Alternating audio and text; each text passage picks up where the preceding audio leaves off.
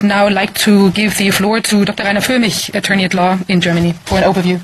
Thank you.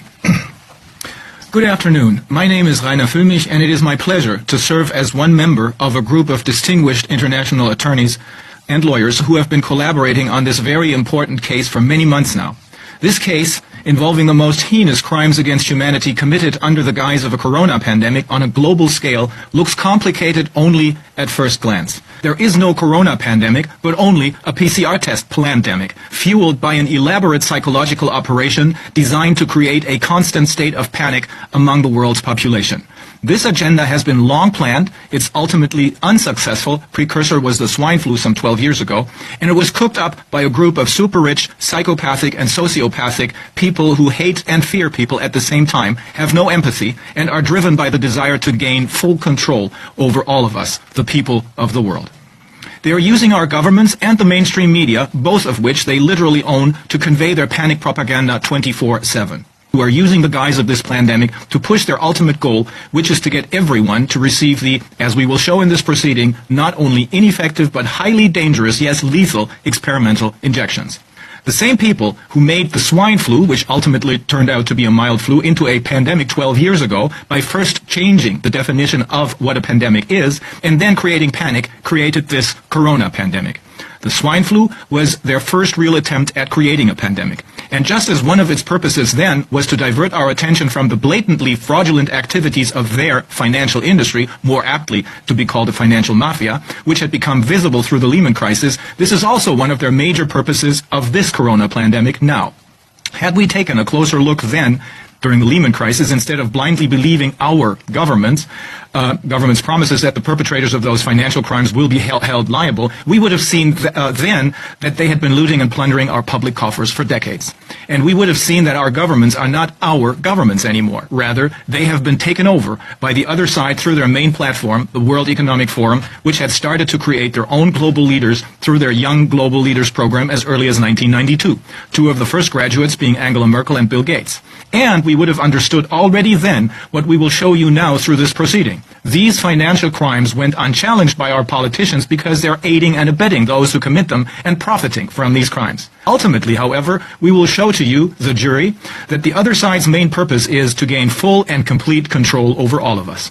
This involves the finalization of their looting and plundering by deliberately destroying our small and medium-sized businesses, retail businesses, hotel and restaurants, so that platforms such as Amazon can take over. And this involves population control, which in their view requires both a massive reduction of the population and manipulating the DNA of the remaining population with the help, for example, of mRNA experimental injections. But it also requires, in their view, the deliberate destruction of democracy, of the rule of law, and of our constitutions through chaos, so that ultimately we will agree to losing our national and cultural identities and instead will accept a one-world government under the UN, which is now under the full control of them and their World Economic Forum, a digital passport through which each and every move is monitored and controlled, and one digital currency, which we will only be able to receive from one World Bank. Theirs, of course. At the conclusion of the case, and after you have heard all the evidence, we are confident that you will recommend indictments against all 6 putative figurehead defendants: Christian Drosten of Germany, Anthony Fauci, the United States, Tedros of the World Health Organization, Bill Gates, BlackRock, and Pfizer. Ladies and gentlemen, this case is about a long-planned agenda of a group of ultra-rich people and their financial mafia based in the city of London and on Wall Street to use a pseudo-pandemic as the guise behind which, while our attention is on the pandemic, they want to complete their decades-long efforts to gain full and complete control over all of us.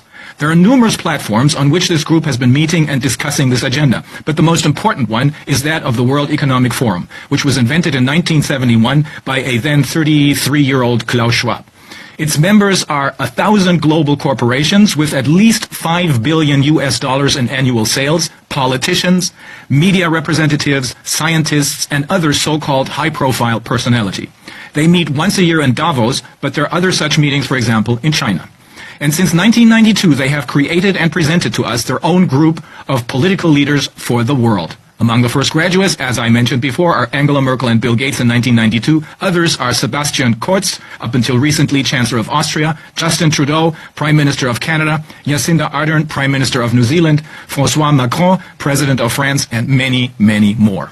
This group, which is now called the Davos clique, is openly, the publication The Great Reset by Klaus Schwab is one of the most important sources for this information, promoting the shifting of the world's assets to this group of super rich people so that in 2030, ordinary people will owe nothing and be happy, as it explicitly states there, under their one world government with a digital currency given to us by their one world bank. And they're also openly promoting, in close cooperation with people like the putative defendant Bill Gates, the Rockefellers and others, a drastic reduction of the world's population and the manipulation of the remaining population's DNA all the way into transhumanism.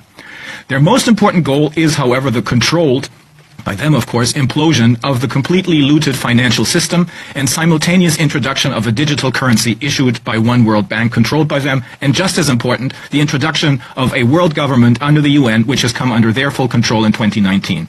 For this purpose, they have made concrete plans for this corona pandemic since at least the spring of 2001.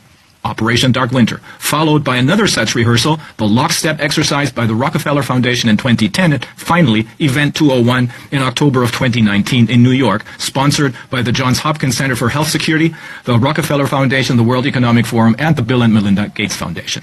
We will call a number of different highly renowned expert witnesses from all walks of science, but also witnesses who will testify to the damage that they suffered as a result of getting the experimental injections in this trial.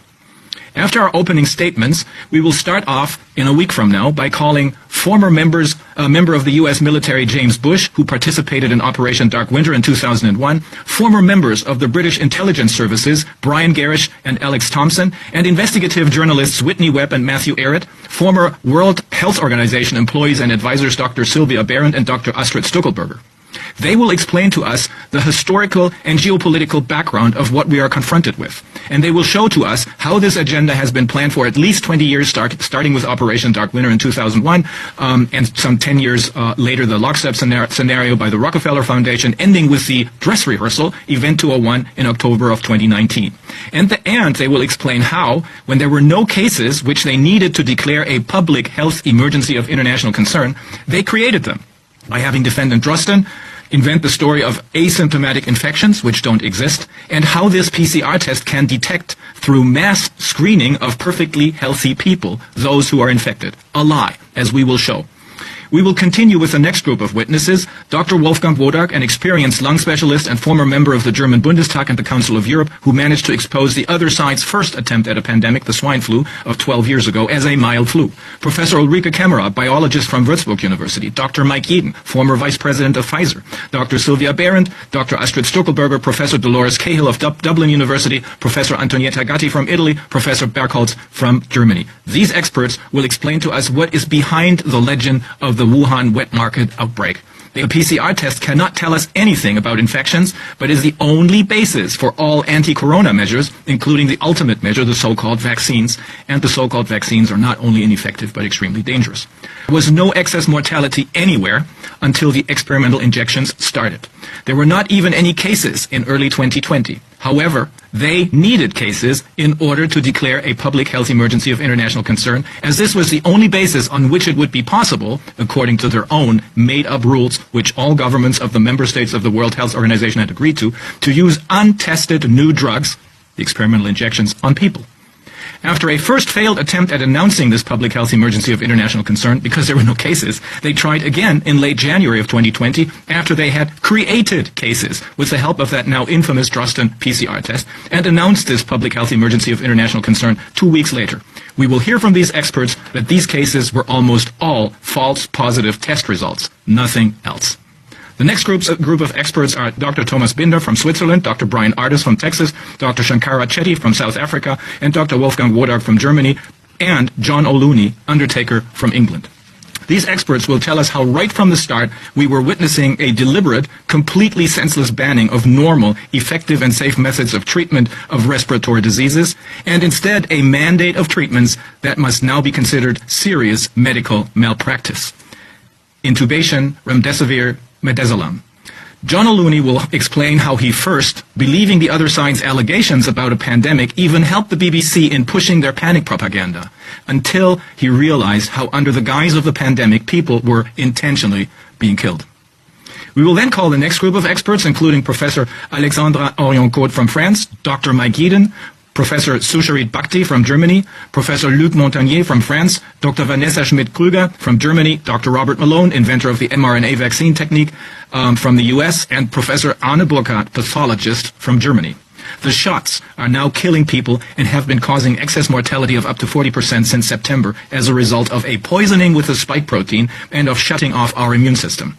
Dr. Mike Yeadon will tell us how a group of scientists has even found concrete evidence that the makers of the vaccines are experimenting with lethal dosages to see how the lethal side effects can be manipulated in such a way that the population will not immediately understand what is happening.